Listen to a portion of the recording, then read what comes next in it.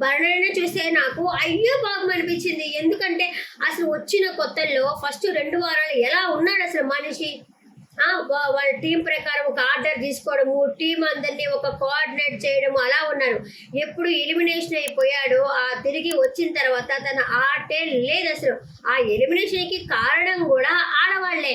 ఒక మనిషిని బాగు చేయాలన్నా ఆడవాళ్లే, ఒక మనిషిని అధపతాలని తొక్కాలన్నా కూడా ఆడవాళ్లే అన్నట్టు అనిపించింది. ఆడవాళ్ళ వల్ల రాజ్యాలే కూలిపోయినాయి. ఇంకా ఇదొక లెక్క అనిపించింది. ఏ రోజు అంటూ ఆ దివ్యతో బాల్ వేయించుకొని ఆ బాల్లో సేవ్ అయ్యాడో అప్పటి నుంచి ఆయనకి ఒక శనిలాగా పట్టుకునింది.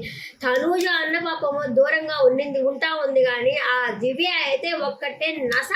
ఆ మనిషిని గౌరవం లేకుండా మాట్లాడడం, ఒక అన్న అనుకున్నప్పుడు అన్నలాగా మాట్లాడాలి కదా, ఆ మాట తీరలేకపోతే ఏది పెడద్రంగా ఒక ఆర్డర్ చేసేటట్టుగా, ఒక మనిషిని తిట్టినట్టుగా, లెక్కలేనట్టుగా మాట్లాడి ఇట్లా తనూజకి హెల్ప్ చేయాలా, అక్కడ దివ్యకి హెల్ప్ చేయాలా అని తెలియక వాళ్ళిద్దరి మధ్యలో నలిగిపోతా తన ఆటని తనే చెడగట్టుకున్నారు. అదే నాగార్జున గారు కూడా ఒక ఆజాత శత్రువులాగా ఉండమని చెప్తే ఎక్కడ ఉన్నాడు?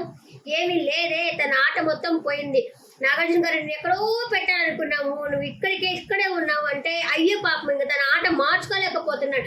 గట్టిగా దివ్య తోటి ఎందుకు నీ ఆటను వాడుకో, నా జోలికి రాబాకు, అన్నా కింద లేకపో అక్కడికి ఆయన ఒక్క మాట గట్టిగా చెప్పచ్చు కదా, అది చెప్పలేకపోతున్నాడు. తనుజతో కూడా అంతకుముందు హెల్ప్ చేయి సపోర్ట్ అని చెప్పి అంటుండేది కదా. అప్పుడు ఇదిగో నీకు సపోర్ట్ చేయదు, నువ్వు నాకు సపోర్ట్ చేయదు, నా ఆట నాది, నీ ఆట నీది అని ఒక మాట చెప్పేసి ఉంటే పోయిండేది. ఎలిమినేషన్ అయ్యి వచ్చిన తర్వాతైనా తనుజ దూరంగా ఉంది కానీ దివ్య అయితే దూరంగా లేదబ్బా.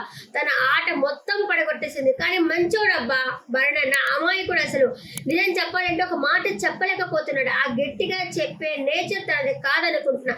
కానీ నిన్న తనుజ దగ్గరకు వచ్చి అమ్మ నన్ను సేవ్ చేస్తావా అని అడిగాడు. నేను చేయబా అని చెప్పాలనింది. ఒక్కవేళ ఎలిమినేషన్ పోయినా కూడా చేసేది కాదేమో కదా.